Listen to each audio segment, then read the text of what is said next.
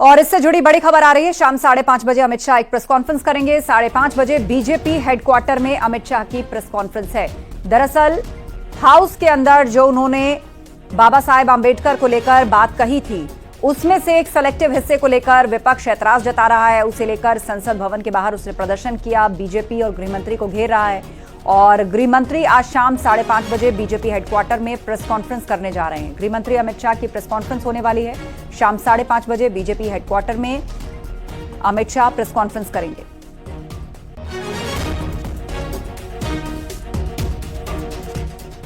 संभल हिंसा पर सियासत जारी है। नामजद आरोपी सपा के सांसद जियाउर रहमान बर्क ने मामले में खुद को बेगुनाह बताया और हाईकोर्ट में अर्जी दाखिल की। उन्होंने दलील दी कि सरकार उन्हें फंसाने की कोशिश कर रही है, लेकिन बीजेपी का कहना है कि आरोपी सांसद कहीं भी जाए, कानून अपना काम करेगा।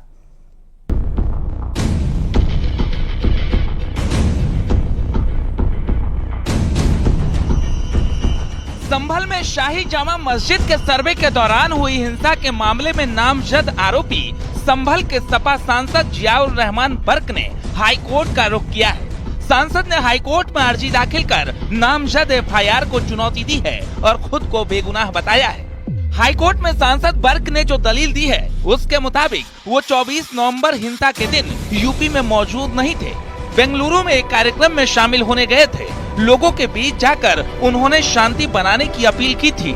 सियासी बदले की भावना के तहत एफआईआर दर्ज की गई है। उनका कहना है कि सरकार उन्हें बदनाम और उत्पीड़न करना चाहती है। बर्क की दलील जो भी हो, लेकिन संभल के मुद्दे पर सत्ता पक्ष और विपक्ष एक दूसरे के आमने सामने है। बीजेपी कह रही है कि संभल के सांसद जहां चाहे वहां जाए, लेकिन कानून अपना काम करेगा। सरकार किसी के साथ दुर्भावना से कोई काम नहीं कर रही।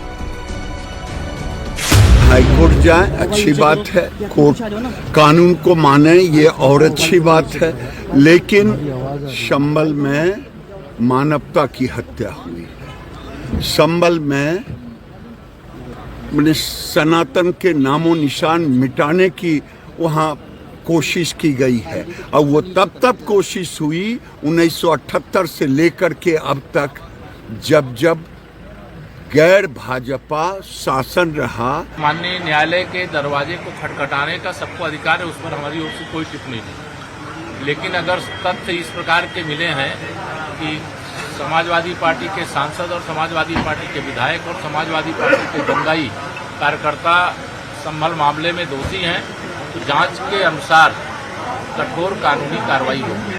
तो मैं ये कहना चाहता हूं, जानबूझकर किया गया अपराध की श्रेणी में आता है, उसके लिए कोई बचाव का रास्ता नहीं। संभल हिंसा पर समाजवादी पार्टी कह रही है कि संभल के मामले पर प्रशासन पूरी तरह से झूठ बोल रहा है, लेकिन बवाल के बाद संभल में जो मंदिर मिले, उस पर भी सियासत तेज है। संभल का एडमिनिस्ट्रेशन 100% झूठ बोला है। कभी जांच हुई तो ये एडमिनिस्ट्रेशन वाले जेल चले जाएंगे सब। आपकी सरकार में अगर भगवान का अपहरण हो रहा है तो ये आपके लिए शर्म की बात है। तो ये तो आप सोचिए ना, इसकी तो आपकी शर्म की बात है। और भगवान का अपहरण नहीं हो सकता। मैं लक्ष्मीकांत जी को कहूंगा कि भगवान के लिए कृपया हल्के शब्दों का इस्तेमाल ना करें। भगवान तो देने वाला है, भगवान को कौन अपहरण कर सकता है। फिलहाल संभल में जामा मस्जिद विवाद और मंदिर मिलने के मामले पर राजनीति तेज है और इसी बीच संभल में हो रहे बिजली चोरी की चर्चा भी सदन में गूंज गई। अब सांसद जियाउर रहमान के घर एक ऐसा मीटर निकला है जिससे बिजली तो आती थी, लेकिन बिल नहीं। फिलहाल इस नए मुद्दे पर भी सांसद जियाउर रहमान बर्क घेरते दिखाई दे रहे हैं। Bureau report, news 18। Samajwadi party के संभल से सांसद जियाउर रहमान की मुश्किलें कम होती नहीं दिख रही हैं।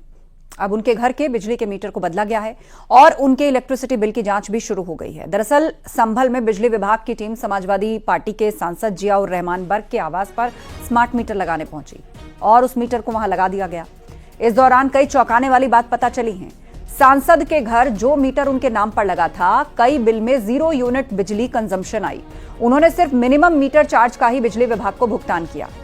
आरोप है कि उनके आवास पर एसी, कूलर जैसी बिजली खपत करने वाले तमाम उपकरण हैं और फिर भी 5 महीने में मात्र 1 यूनिट भी बिजली खर्च नहीं हुई। यही नहीं, उनके दादा पूर्व सांसद डॉक्टर शफीकुर रहमान बर्क के नाम के बिजली कनेक्शन में भी ऐसी ही स्थिति नजर आ रही है। संभल के एसपी ने कहा कि सांसद के कई महीने के बिल में 1 यूनिट बिजली का खर्च भी नहीं दिखाया गया है। जबकि घर में एसी, कूलर समेत अन्य बिजली चलित उपकरण लगे हैं।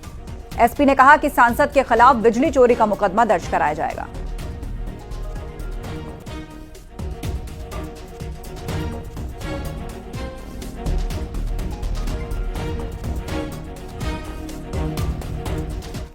दो दिन पहले यूपी विधानसभा में सीएम योगी आदित्यनाथ ने संभल में बिजली चोरी का मुद्दा उठाया था। सीएम योगी ने बताया कि यूपी में सबसे ज्यादा बिजली चोरी का मामला संभल के 2 इलाकों में पाया गया, लेकिन जब प्रशासन बिजली चोरी पकड़ता है तो बिजली चोरी करने वाले अत्याचार चिल्लाते हैं। यानी बिजली के मिनी स्टेशन संचालित हो रहे हैं। हम तो ये सोच रहे थे कि मिनी स्टेशन पावर कारपोरेशन ही चला रहा है। अब वहां पर कई मस्जिदें ऐसी पाई गई जिन मस्जिदों के ऊपर एक इलीगल सब स्टेशन बना करके वहां से कनेक्शन बांटे गए थे लोगों को फ्री में। लाइन लॉस प्रदेश के अंदर, उत्तर प्रदेश के अंदर लाइन लॉस पावर कारपोरेशन का ये 30 से कम है। और संभल कस्बे में वहां पर 2 मोहल्ले हैं, एक दीपा सराय और एक मियां सराय है ना। इन दोनों में लाइन लॉस 78% और 82% है। देश के संसाधनों में कैसे लूट होती है। और अगर प्रशासन अपने कर्तव्यों का निर्वहन कर रहा है, वैसे तो कहेंगे प्रशासन कोई कटघरे में खड़ा है कि प्रशासन चोर है, चोर है, चोर है, और प्रशासन उसी चोरी को पकड़ने के लिए चला जाए तो अत्याचार है, या अत्याचार है, अत्याचार है। कहां से अत्याचार हो गया? अरे ये सच्चाई है, उस सच्चाई को उजागर किया जा रहा है। और बड़ी खबर, आज विधानसभा में नहीं बोलेंगे सीएम योगी। विधानसभा की कार्यवाही कल तक के लिए स्थगित हो गई है और कल सदन में महाकुंभ पर बोलेंगे मुख्यमंत्री योगी। ये इस वक्त की बड़ी अपडेट है। कल सदन में महाकुंभ पर बोलेंगे मुख्यमंत्री योगी और आज विधानसभा में नहीं बोलेंगे। कार्यवाही को स्थगित किया गया है। कल बोलेंगे सीएम और वो महाकुंभ को लेकर सदन में अपनी बात रखेंगे। कल सदन में महाकुंभ पर बोलेंगे सीएम योगी।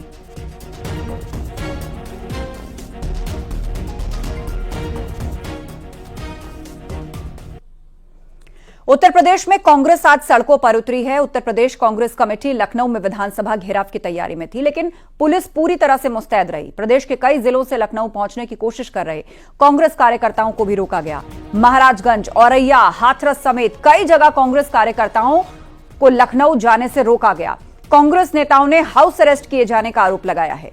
कांग्रेस ने संभल हिंसा, बिजली विभाग के निजीकरण समेत जनता से जुड़े कई मुद्दों को लेकर विधानसभा घेराव का ऐलान कर रखा था, लेकिन पुलिस ने विधानसभा के शीतकालीन सत्र की सुरक्षा व्यवस्था और धारा 163 लागू होने की वजह से घेराव की परमिशन नहीं दी।